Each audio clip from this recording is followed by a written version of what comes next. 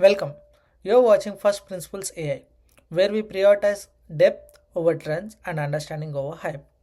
Right now, everyone is talking about AI agents, and they are being pitched as autonomous systems that can think, plan, and act on their own.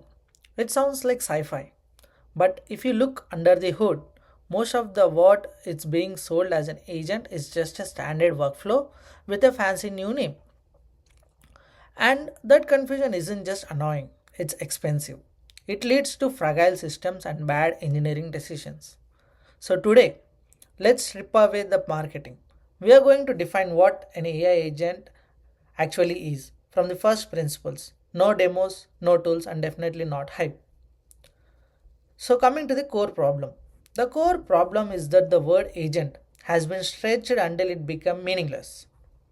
To some, it's just a chatbot with memory, and to others, it's a precursor to human level intelligence. To make sense of this, we have to start by clearing the air on what an AI agent is not. An AI agent is not autonomous intelligence. It doesn't have an intuition and it doesn't have an intent. And at most important, it doesn't wake up in the morning and decide what to do. So everything an AI agent does happens inside a system that we designed. Once you accept that an agent is a piece of software and not a person, that logic becomes much clearer. So, the first principles of definition.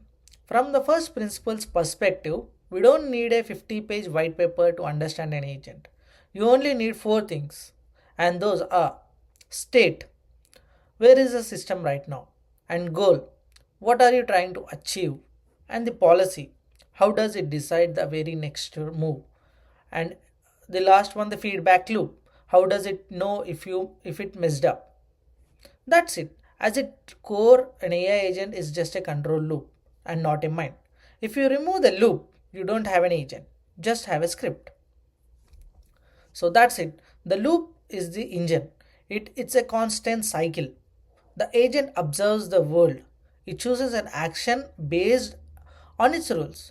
That action changes something, the agent evaluates that change, updates its internal maps, and then it goes again. So the magic here isn't actually the intelligence. The magic here is iteration. An agent's power comes from its ability to try, to try and fail and adjust without having to click run every time. So what's actually sitting inside the loop? First, perception. This is the data coming in. And the second, memory. And in what, to be clear, memory here isn't thinking, it's just a bookkeeping. It's a record of what happened 2 seconds ago. So that agent just don't get stuck in a circle. And the third one is policy. This is the decision engine. And the fourth one are the tools, the APIs it can call or the emails it can send. And finally, the most important part here is evaluation. This closes the loop. If the system can't ask itself, did that work?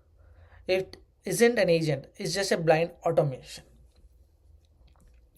So coming to the RAG versus agent. So this is the best way to contrast this that what we talked about in our last video on retrieval augmented generation. A RAG system is linear. It's a straight line. It looks something up, puts in a prompt and gives you an answer. One shot done. Think it of like a RAG is an open book exam. You look up the fact and write the answer and hand in the paper. But whereas an agent is a robot on an assembly line, it constantly checking if a part is aligned, adjusting its grips, and reacting to the conveyor belt. RAG is all about information, and agents are all about operation.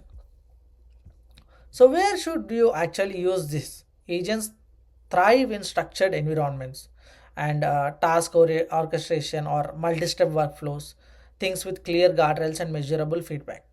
Where and also like where do they die? Ambiguity. If a goal is vague or if the feedback is noisy, the loop breaks. And if the agent can't tell the difference between success and a failure, it will just spin its wheels, and usually that's where your API bill starts to skyrocket. If you remember one thing from today, let it be this. An AI agent is a system for control, goal oriented automation powered by a feedback loop.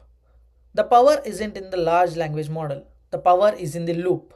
When you see it in that way, the hype disappears and you're left with a tool you can actually build with. In the next video, we'll tackle another major misunderstanding: why LLM memory is so often misunderstood and what memory actually means in practice. If you want to build long term leverage by understanding the why behind the how, you will find more content like this here on First Principles AI. Thank you.